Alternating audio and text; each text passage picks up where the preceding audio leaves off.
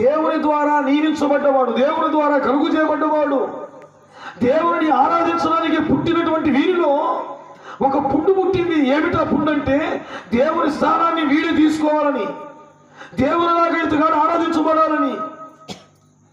దేవుడు సమీపింపరాని తేజస్సులో ఆయన మాత్రమే వసించుచు అమరత్వం కలిగిన వాడుగా, మరణము లేని వాడిగా ఉన్నటువంటి ఆ లోకములో ఆయన కూర్చున్నటువంటి సింహాసనం ఇతగాడు కావాలని కోరుకొని, ఇతగాడు కూడా ఆరాధించబడాలని, ఇతగాడు కూడా నమస్కారం పొందుకోవాలని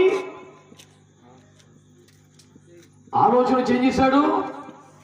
దేవుని మీద తనతో పాటు ఉన్నటువంటి తనకి ఇవ్వబడినటువంటి పిల్లలను గ్రోవులు వాయించేవాడు, కోటాను కోట్ల మంది దేవదూతలను తాను కలిసి దేవుని మీద తిరుగుబాటు చేసి పరలోకంలో యుద్ధం చేస్తే చివరికి వాడి స్థానమే పోయిందండి.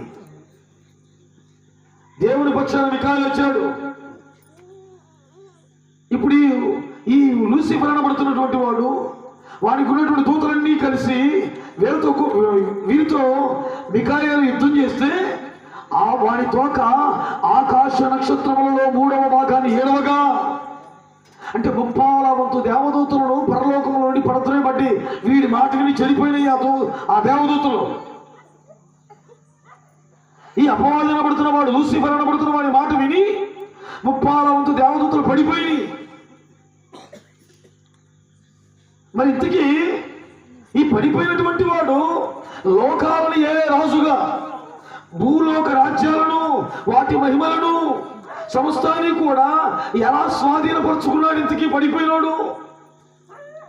దేవుని సన్నిధిలో పరలోకములో స్థలము లేకుండా పాతాళములో ఒక మూలకు పడద్రోయబడినటువంటి వాడు ఎలా ఈ లోక రాజ్యాలను, వాటి మహిమలను ఎలా తన స్వాధీనంలోకి చేసుకున్నాడు అంటే అక్కడ అంటాడు, ఈ అధికారమంతయు, ఈ రాజ్యముల మహిమయు నీకిత్తును, అది నాకు అప్పగించబడి ఉన్నది, అది నేను ఎవరికి ఇవ్వకూడదునో వారికి ఇస్తాను.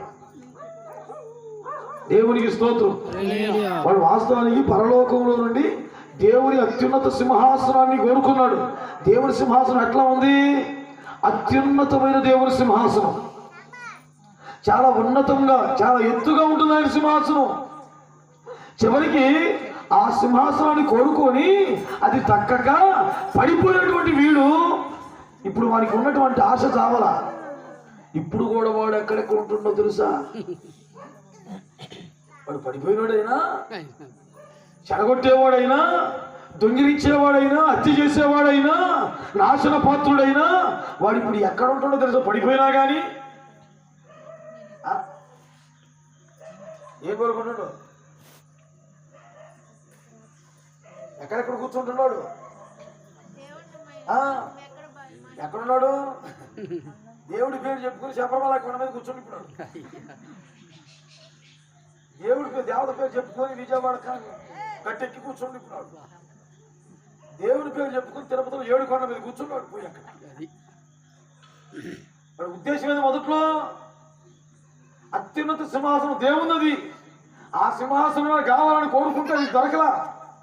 అది దక్కకపోయి పడిపోయి చనిపోయినా, పతనమైపోయినా, దేవునికి స్తోత్రం, పతనమైపోయినా ఇప్పుడు ఎందుకు వాడు ఎక్కడ కూర్చుంటాడు? ఆ స్థానంలో చూడండి.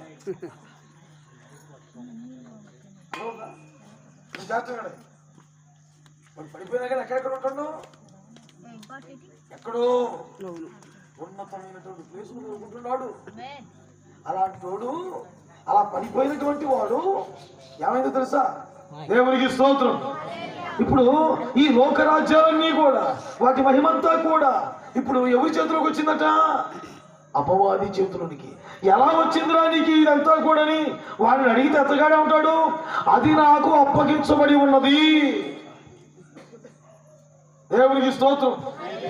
ఈ లోకరాజ్యాలు, వాటి మహిమ, ఇదంతా కూడా వాడికి అప్పగించారట ఒకళ్ళు.